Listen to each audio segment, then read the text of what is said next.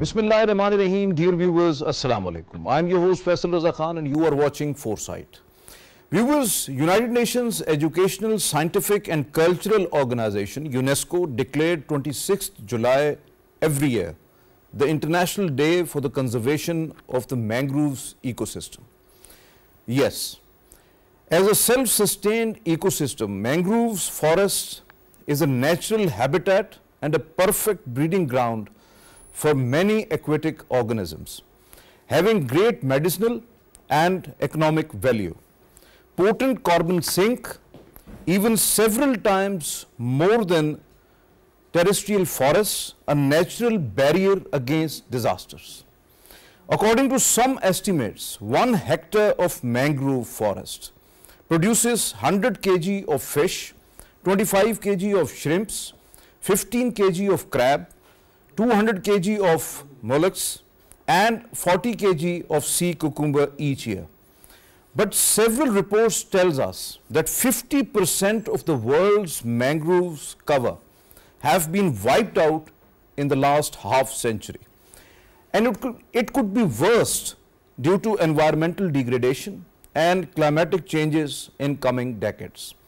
Pakistan's Indus Delta is blessed with mangroves. 95% of the species belongs to Avicennia marina. The name derived from famous Muslim scientist Ibn Sina. Like many other countries, Pakistan had also experienced worst mangrove depletion during 90s. But soon after, unlike other countries, Pakistan get this phenomena reversed due to hectic and sincere efforts at all levels. A great success story of mangroves forest revival. To discuss this very important subject, we have in our studios Dr. Fasiha Safdar. She is expert in marine environment and climate change. Most welcome to you, Dr. Safdar. Thank you very much for your time. And online joining us, Mr. Altaf Sheikh. He is the Senior Manager Conservation, WWF Pakistan, and he is joining us from Karachi. Most welcome to you, Sheikh Sahab. Thank you very much for your time online as well. My first question is to you, Sheikh Sahab, that UNESCO estimates that more than 3/4 of the world's mangrove under threat, so as their ecosystem, including all the aquatic species and terrestrial organisms that depend on them. Mangroves disappearance is 3 to 5 times faster than overall global forest loss, means has serious ecological and socio-economic impacts. What's the situation in Pakistan right now? Globally, there are 3 main causes of mangrove degradation. One is the global warming, due to the sea level rise and the silt deposition. Rate of silt deposition is very high. So, and the third one is the deforestation. In case of Pakistan, we can say that deforestation rate is very high because local community dependence on mangroves is one of the factor which is causing deforestation, because more than 20,000 tons of mangroves are being cut for fuel wood. For by local community, they are using it as a for cooking purposes. And annually, and more than 20,000 animals are grazed on these mangroves. 5,000 other animals and other small cattle, So this is basically these are the main root causes in Pakistan. But fortunately, Pakistan's situation is getting better. In 2005, reports highlight that the mangrove cover decreased up to 86,000 hectares from almost 300,000 hectares. So, and some reports said that it decreased up to 45,000 hectares in 2005. Since then, Forest Department, along with the WWF Pakistan, IUCN and other organizations, they started plantation, and now it is about, approximately 240,000 hectares forest cover available in Pakistan. And this is a huge success, I would say that, because within short period of time, when we have revived, a major chunk of mangroves in the Indus Delta. So these three factors we must keep in mind, that the deforestation, global warming, that is the sea level rise, and the silt deposition. And other key factor behind degradation of mangroves in Pakistan basically is the reduction in freshwater flow downstream coterie. So this is also a big, challenge. So your point well taken. Dr. Fasih, dense mangrove forests act as a barrier for the protection of islands, coastal cities, ports against the disasters like cyclones, windstorms, flooding and soil erosion particularly. But do you not think that unprecedented sea level rise, as Sheikh Sahab has already mentioned, alter the sediment level in tidal zones, particularly killing mangrove forests that require stable sea level for the long-term survival? So how to tackle this sea level rise phenomena? Because you know that world is actually 3/4 based on the sea and ocean. So it is not in anyone's control. So how can you protect these mangroves from the sea level rise? Yes, you are very right that mangroves are threatened by the climate change, the global phenomena of climate change. But I'll start off by counting the benefits of mangroves and their role in the natural climate change phenomena. So the mangroves are not only natural plants, they're not only a whole ecosystem, they're also a barrier, a buffer zone between water and ground. So they are a buffer zone where the all the natural phenomena of land and sea, they can balance out each other. So they not only provide home to thousands of species of fish and animal ranges from insects to even tigers in some parts of the world. There are many animals and plants that reside there. They also provide medicinal value, medicinal plants, and they also, due to their very unique appearance and their unique physiology, they also protect the local communities from the hazards of the sea. They have very distinct aerial roots, and the roots hold the water, hold the soil together, and they collect the organic matter in the soil by the natural phenomena of decomposition of leaves, and then they also prevent the sediments that are coming from upstream. They hold the sediments in their roots, and they protect the water ecosystems, the aquatic ecosystems, from the dangers of the land.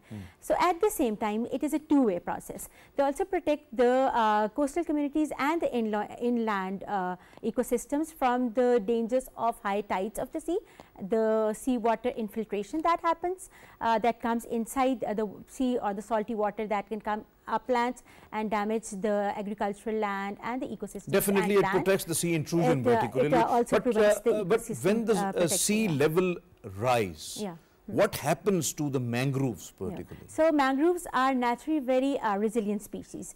We have seen worldwide that with the passage of time, the sea has risen some meters, and the mangroves have adapted to that sea level rise, and they have started growing their roots taller. But in some cases, when 2 or 3 threats meet, like the threat of sea level rise, the threat of increased salinity from coming from the seawater, plus the threat of environmental pollution and water pollution from inland, they mix together, they create a hazard or a very poisonous situation where the mangroves can't grow. So in the case of Pakistan, we have seen that we used to have 8 main species of mangroves. Although this is a very well lauded achievement of the Pakistan's forest departments of Sindh and Balochistan as well, that they have increased the mangrove cover, but the resilience of the mangroves have still gone down. Out of the 8 species, we see that only a few species are left. Definitely, now. So that is one.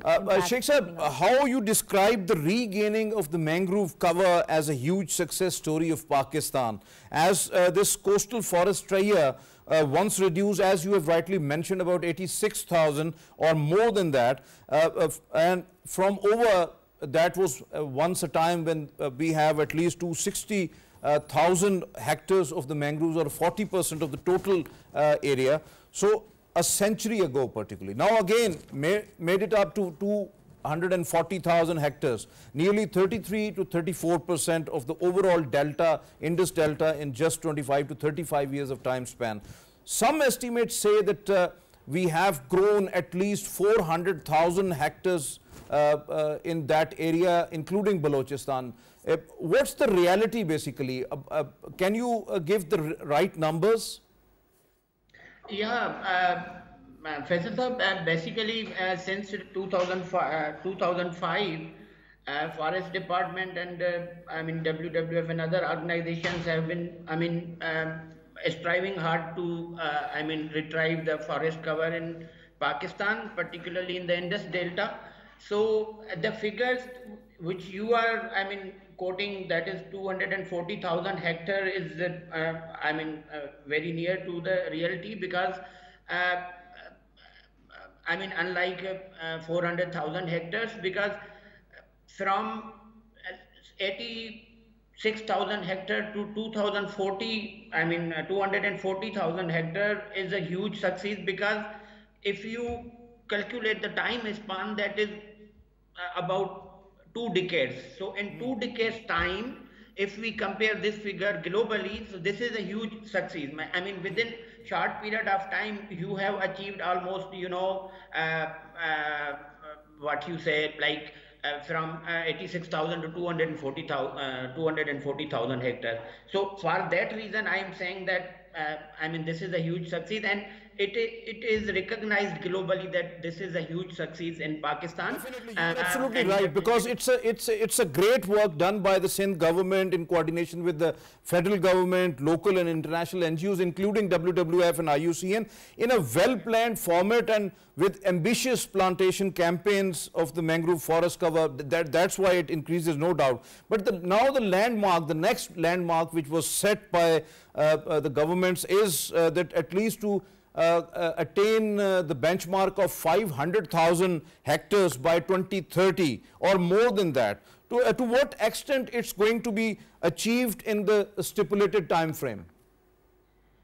Yeah, firstly we need to understand that is it really possible to achieve 500,000 hectares. So to my knowledge, I would say that maximum we can reforest Indus Delta maximum by 450,000 hectares, because there are water bodies, and over a period of time our delta has shrunk. There is no doubt about it that the Forest Department is taking a lot of efforts to reforest the mangroves, and I hope that by 2030 we can achieve the maximum 400,000 figures. But that is not practical, as you suggest that 500,000 hectares are more than that, because there are water bodies and there are shrubs. So that area cannot be planted with the mangroves. So in that way, we can say that 400,000 hectares is the possibility that we can achieve, not exactly by 2030, but yes, in coming times it is possible. And one other thing that I wanted to highlight, that we must appreciate the role of local communities, because whatever the efforts the Forest Department is taking, WWF Pakistan or other organizations are taking, but until and unless a local community is not willing to protect these mangrove forests, that is not possible. So I would appreciate. You are absolutely right. Sheikh Sahab, we salute our local communities, the coastal communities. They work really hard. Basically, plantation is something else, but the sustainability of that plantation and to grow them to the height where that they are not going to be more endangered from any kind of situation. So that is the real battle. So they fought that battle and they won it. So salute to those local communities. Dr. Fasia, do you not think that the drought reduction in the fresh water flow, as Sheikh Sahab was also mentioning, fresh water flow downstream, basically downstream coterie.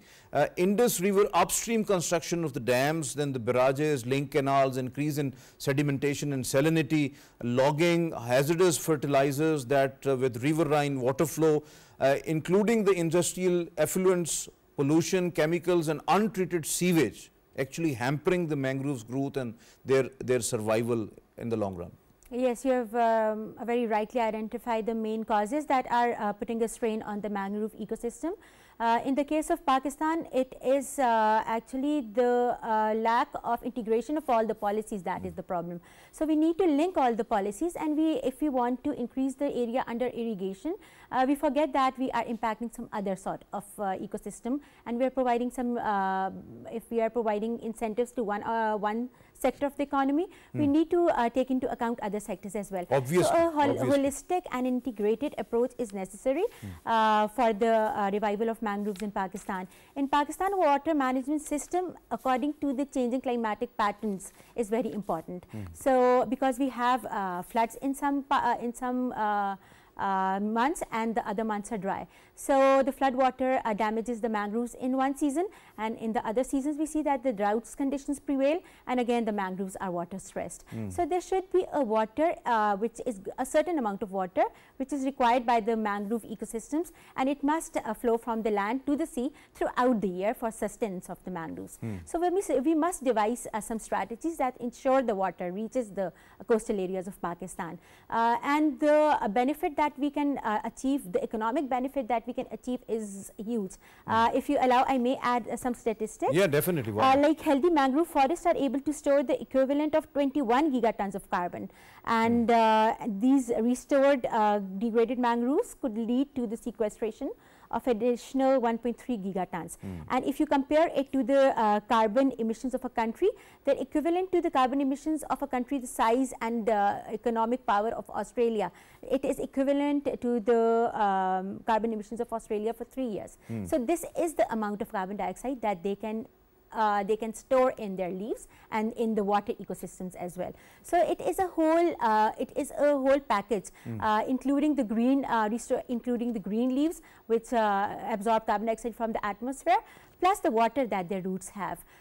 They absorb the carbon dioxide from the atmosphere, which is known as the blue carbon. Definitely. I'll talk to you in detail on that aspect as well, how much it is important for the carbon sequestration. So, Sheikh Saab, how do you see or analyze the Indus freshwater reduction, as Fasia is talking about, from 140 to 40 million acre feet over the last 50 years? This is huge, really, which increased salinity by 50 parts per thousand ppt, while the flow of alluvium, that the fine gained nutrient rich soil brought by the rivers, has declined from 160 million to 60 million tons per year.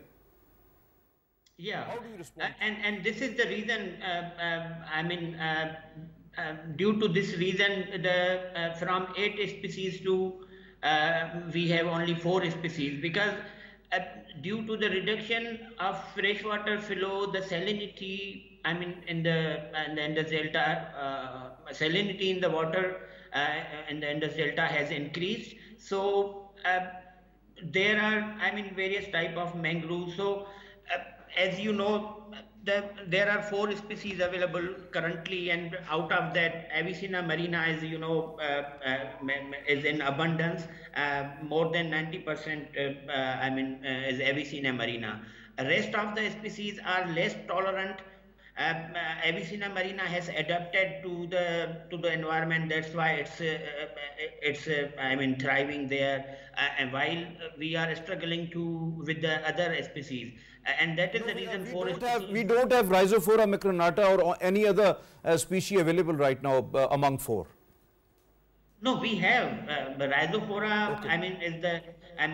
Is the second species which we have, and 1% is other 2 Cereops and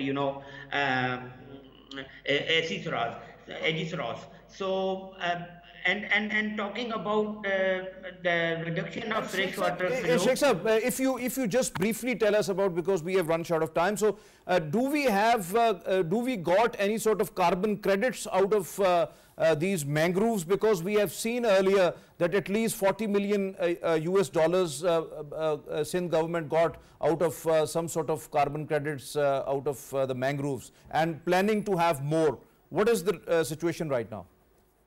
Yeah, since Forest Department is implementing a blue carbon initiative, I mean that is their, mega program under which they have created a public partnership with a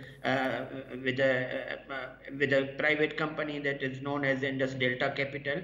So through that company, they are, engaged in carbon crediting. But yes, I agree that the government of Pakistan has plans. Has plans to, take it forward. I mean, this initiative, carbon crediting. So not only for mangrove forest, but they are considering the other forests for carbon crediting. Definitely, so you're absolutely right. Thank you very much, Altaf Sheikh Sahab, for joining us. The Foresight. Thank you very much for your candid views. So nice of you, Dr. Fasih. Karachi has multiple industrial areas, heavy land, air, and shipping traffic, millions of households, city in fighting actually with the heavy air pollution, smog issues. We are blessed with mangroves, really. We don't have to forget it. These are, as you have rightly mentioned about, that these are the best sequestrators. Carbon as a carbon sink, it has the capacity of at least 4 to 10 times than the terrestrial forests we have. Why not we are planting more dense mangroves, at least at the Karachi coast as well, so that they give us a hygienic life and very clear atmosphere and the air, and we can treat the sewage water hygienically, and then through that hygienic water we can grow these mangroves. Yes, that is a very good opportunity for Pakistan. So it is just a matter of national priorities and setting the projects and thinking that what is more important for us and setting priorities. We have potential in the blue and blue carbon initiatives in Pakistan. In a study that was conducted at the National Institute of Maritime Affairs, we found out that mangroves have grown around the city of Karachi, but in the area of city the mangroves have decreased over time in the last 10 years. So while the mangroves are growing in Sindh, the city of Karachi is experiencing a decline. That is because there is growing pollution, there is growing industrialization, and there is a growing burden on the natural resources. The land is being cleared for industries, the land is being cleared for housing societies. So there is an increased burden, and it is high time that Pakistan realizes that sustainable development is the way forward. There is no other choice. We don't have any other choice, because then we are going to live in a very degraded environment, and we are all seeing that it's becoming impossible to survive in these summers and then in the extreme rainfall events as well. So the solution lies in the natural, nature-based solutions, and mangroves is one of the most important mangroves nature-based solution that Pakistan is blessed to have. Your point well taken. We have viewers. We have joined Zainab Naeem. Ms. Zainab Naeem is an expert in circular economy and ecological sustainability. Most welcome to you, Zainab. Thank you very much for joining us online.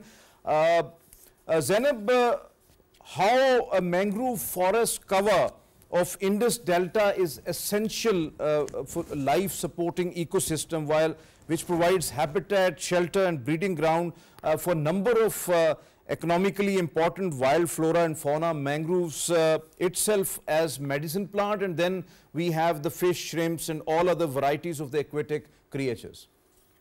So thank you so much, Faisal. Basically, mangroves, they are a very diverse ecosystem themselves.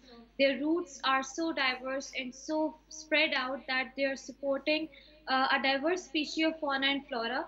And not just that, because of their diverse root system and diverse, the canopy and the leaves, everything that is affiliated with mangroves, they have a benefit. for humankind as well. So there are communities that are directly dependent upon them for their livelihoods. So they have a socio-economic benefit apart from offering environmental benefit.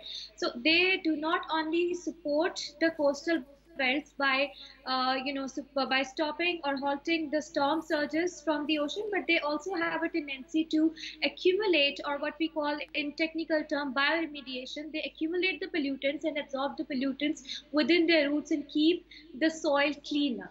So that's why they are of significance. And apart from that, I think the mangrove species, they are supporting those wild animals who rely mostly upon living in dense forest systems away from human disturbances. And that's why they also support bird species who are migratory bird species. They also support other wildlife that are being used by humans for their livelihood purposes. So they have a diverse purpose. And if I talk about Pakistan, we have 2 to 3 different diverse species of mangrove system in Pakistan. And to protect those species at different level, initiatives are being taken. And one of the key initiatives that is there to support the mangrove system is by the Delta Blue Carbon Project, the carbon markets. So this is an additional benefit that mangroves are offering, the incentivization of the forestry system through mangroves. Definitely. Your point well taken. Zainab, earlier we were talking about the local community's role in mangroves conservation and all that, and when the economic benefits were actually highlighted before the local community, they have taken part wholeheartedly to conserve mangroves. Earlier they were cutting down as fuel wood only. So mangroves actually help them to have their livelihood intact. That actually helps to enhance exports, boost eco-tourism, employment opportunity, fighting poverty and climate change, considerably stabilizing the weather patterns as well, reducing disaster impacts as mangroves generates economic value. The Pakistan Indus Delta mangroves basically, at least till now, $250 million US. We can enhance it. We can enhance it with our innovative techniques and all that. So whether we have tried to enhance it and to expand these economic value of the mangroves? Well, I think since one of the points you mentioned here is that mangroves, they act as climate ameliorator. And how do they do it? Whenever you're traveling to coastal areas, especially in Karachi and even along Balochistan coastal belt, if you are visiting the mangrove belt, the temperature will be much different. It is much refreshing compared to other coastal areas, and that's how they are impacting the climate. They have their own microclimate. So about the revenue and incentivization and also for the benefits of communities, I think although I just mentioned earlier, there's a Delta Blue Carbon project that they are trying to incentivize mangrove system, and the carbon credits that are being generated from this forestry, they are of high quality. But I think, there is a lot of potential that can be offered to the communities that are directly associated with mangrove ecosystem. And also, when we are talking about incentivization, if the benefits are not given to communities, then it's of no use. As of now, I believe the benefits are not up to the mark for the communities, and that's why there has been a little bit of backlash. They're not getting the revenue out of it, and also they're not even allowed to cut down or replant mangroves, because that is being now considered as part of the Delta Blue Carbon project, and they have the entire authority over mangrove system there. So, Zainab, unfortunately till now we don't have national land use policy, but whether we have developed any sort of a policy or rules to check the mangroves cover while traces of when the construction of a different sort of housing societies, then we have skyscrapers, we have land grabbers, illegal land or way out of the way allotment to different organizations. Then the mangroves cover actually is getting diminished. So the reclamation of land and all others, especially particularly when we are talking about Karachi. Earlier, Dr. Fasiyah was telling us that we are actually watching and seeing that Indus Delta getting more mangroves, but unfortunately Karachi is losing. So what about this human intervention? Why we are not focusing on Karachi coastal areas and the mangrove protection? Well, as far as the protection is concerned, I think there have been initiatives at federal and even at provincial level. So we do have our Environment Protection Act. Apart from that, we have the National Climate Change Policy, and then we have had a initiative around protected areas, increasing the protected areas cover, and mangroves cover is part of that initiative. But I believe, and that is also part of our national determined contributions, the commitments we have made at COP, that we are going to increase the cover. Yes, So yeah.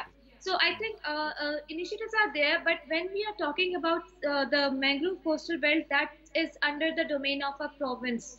And I think at provincial level, although Sindh has its own policy around climate and they have a forestry department, but as far as land reclamation and those land use policies are concerned, they are missing at the moment. And there is no strict implementation of controlling the deforestation, the timber mafia, and even the land grabbers. So I believe that implementation is not there. Secondly, one important point is that the communities are not protesting against illegal deforestation. Maybe this is something that has not been prioritized by the communities themselves also. I think but Zainab, we have noted that some of the areas like Baba Bhit in Karachi, like in Kakapir village, we have seen that I remember that at least 12 years back there were two mangrove martyrs who were martyred by some of the land grabbers, the land mafia. So they were from the community, and they were actually halting them not to construct, not to reclaim that land which is actually there in sea, and the mangroves were there. They were cutting those mangroves illegally. So the examples are there actually. But actually, the problem is that those are those people who have little resources, and that's at a very smaller scale. Definitely. What I'm talking about is a community as a whole. You know, the Karachiites need to fight for it, because if mangroves are not there, they are going to face more floods. The sea level is going to rise. So I think at that level, the scope of awareness is still missing. The scope of, making environment a priority. Absolutely right. Your point well taken. Dr. Fasia, what's the prime reasons of the stunting growth, reduction in genetic diversity, and resultantly the loss of 5 to 6 species in Pakistan in Indus Delta in last 5 years? What actually plant pathology analysis tell us? Is it just the reduction in freshwater supply, or any other aspect which is actually destroying the mangroves diversity? As I mentioned earlier too, the main cause is that the coupling of the inland the seawater intrusion plus the reduced amount of water that is flowing to the sea, coupled, both of them coupled together, which actually reinforce the negative impacts of each other. They're both causing a strain to the genetics of the this mangrove ecosystem. We have lost most of the species that we used to have, and it is very important that we don't have only one species, and it's very important that we keep not only keep planting only one species. It is important that we have a diversity in the genetic pool, so that they can different types of mangroves they can survive in different types of environments. Plus we have floods every year, plus we have drought seasons every year. All of these combine and they create a very stressful environment for the mangroves. Then we have water pollution, that the most of the countries with such rich biodiverse ecosystems, they try to keep their water clean.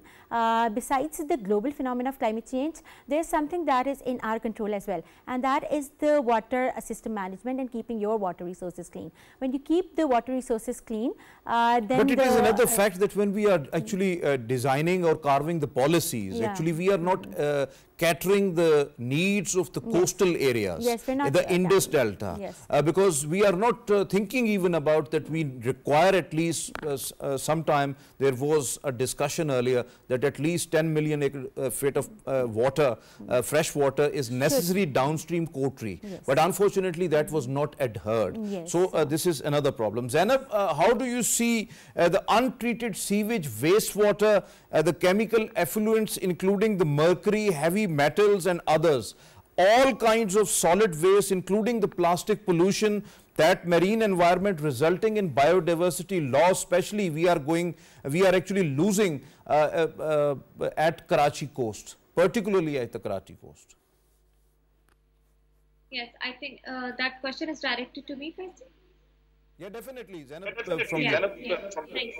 So I think, of course, solid waste mismanagement is one of the key issues, and then the plastics. There is no waste segregation, especially if I talk about coastal areas in Sindh and also in Balochistan. Well, Sindh is more populated, and that's why the mismanagement is eventually this leading the solid waste being dumped directly into the oceans and along the coastal belt. Then the industrial effluents that are being dumped directly there. So that's of course that's going to affect the mangroves. It's already affecting. They are unable to sustain the ecosystem of mangroves themselves. So that's a challenging situation there. So waste management policies are not there. They are not being implemented. Apart from that, plastics is one of the key reasons now that are affecting the mangrove ecosystem. Plastics has affected entire coastal belt. It has affected flora and fauna there. It is affecting the overall structure of this ecosystem. So only because the regulations, despite of the regulation, the enforcement and implementation is lacking. So I think solid waste mismanagement, if that is not handled properly, because we are dumping the directly into the sea, we need to curtail that. We need to control that. And again, awareness raising is the key. Waste auditing system is the key, and how the MNCs, the corporate sector, how they can be engaged through their CSR initiatives for the cleanup activities, for controlling this, direct waste into the sea and along the coastal belts. I think that can offer one of the solutions, because we are lacking resources, but private sector, corporate sector can be engaged to work around these things, but only if this is considered a priority issue by the provincial government. Only then we can have it. Although at individual level, there are people I know, they are working to conserve mangrove forest. They are developing their own smaller ecosystems along the coastal belts to conserve mangrove forest, but that's at a very minor scale. They would need larger level support from the community, from the You are urban regions absolutely also. right. You are absolutely right, because if we want to save our biodiversity, save our or sustain our ecosystem like mangroves, then we have to join hands, not only the communities but also the civil society, the private and the public sector, all of them join hands to do it. Dr. Fasia, how do you see the mangroves coral bleaching fighting capacity as they reduce ocean acidification, as coral bleaching is an acute danger, especially due to huge ocean carbon absorption and climatic changes? Coral reefs are foundation of the marine life, and their death would be a disaster for our oceans and seas actually. Mangroves can save coral reefs in our sea as well. So how do you see, because we have the coral reefs and very healthy? Yes. So this is one important aspect of the importance of coral, the importance of mangroves that is often less talked about. Coral reefs not only stop the sediments that choke the corals, the mangroves they keep the pollution inside their roots, as Zainab already mentioned, that they have the capacity to bioremediate the water. So they keep the pollutants in check, they hold the sediments in check, and they stop all those harmful substances to reach the coral reefs near our coast. Then they actually protect more of the marine ecosystems. So they have multiple roles, and they need to be protected not only for the coastal communities but also for the biodiversity at sea as well. Your point well taken. Zainab, as Pakistan is facing acute environmental degradation and intense climatic changes, we are witnessing this year and every year now. Why not we impart environmental education in our educational institutions, sensitize our youth to tackle environmental challenges, preserve nature, ecosystem like mangroves, coast, sea and marine life, because we have 63% of the youth bulge in our population. So why not we utilize them into the healthy activities? I think that's a very pertinent question, but that's again a question that our key stakeholders should be asking themselves also, why youth is not being integrated, because we have a youth pulse. Well, I think youth have a solution. Even last year at COP 28, we have seen Pakistani youth, mobilizing and doing climate activism, leading the case for Pakistan there. So I think youth climate activists, they should be made part of the climate policy process as well. And also apart from that, they have the solutions. We have youth entrepreneurs, we have youth eco entrepreneurs, and they have the solutions. Only they requires resources and support from the government government and private sector for scalability of the solution. And secondly, regarding environmental education, I think if I talk about the HEIs, the higher education institutions, they do have incorporated environmental education as part of different programs.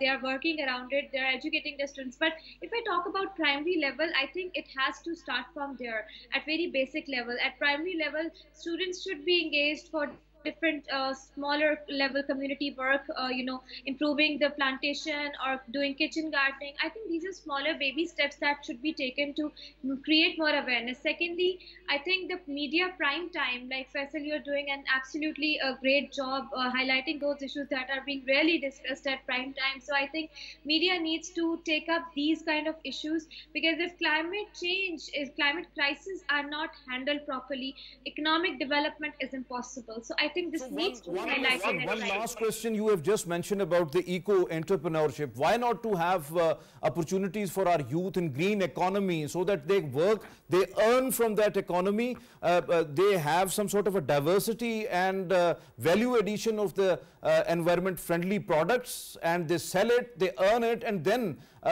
they work for the friendly environment and green environment across the country as well. Why not? They need platforms to showcase their solutions. Then we have green jobs also, when the green skill development programs needs to be initiated. I do understand tech is important. I do understand, freelancing skills are important, but green skills are equally important. If green skills are not imparted, how will they understand? We embed that tech into the green environment and the green jobs and green economy. Why not? We can embed that tech in that as well, because we need artificial intelligence, we need all others, the cloud computing and the fintech and all that in that economy, because it relates to economy. You know that the circular economy, how much it is important right now. Of course, Faisal, like if I talk about myself and my institutions, well, we are trying to embed this thing. We are trying to showcase. We are doing ideathons, hackathons to invite youth to showcase their solutions to the public sector, private sector. But at government level, I think there's a much need there that this is showcased. Well taken, Dr. Fasia. If you just briefly tell us, because we have a very short time. So. I think that our national priorities need to shift their focus from the land-based resources to the blue sector now. So we need to go to the coastal resources now, tackle their problems and benefit from their potential. Definitely, we are just running for some of the dollars, but we have trillions of dollars economy waiting for us, no doubt about that. Thank you very much, Dr. Fasia, for your presence in the studio. Thank you very much, Zainab, for your time online. Thank you very much, and you have well described and well elaborated. Viewers, as you have just listened to our panelist, Altaf Sheikh sir from WWF from Karachi, he was also with us, so we are thankful to him as well. They all are agreed upon that mangroves are very important for our ecosystem, because they are the self-sustainable ecosystem. 20,000 of the mangroves cut each year for the fuel wood only. So if we just give them some sort of a solar stoves or something like that, I think so that mangroves conservation would be there. Deforestation, global warming and sea level rise are actually the reduction in the fresh water flow towards mangroves is the real threat.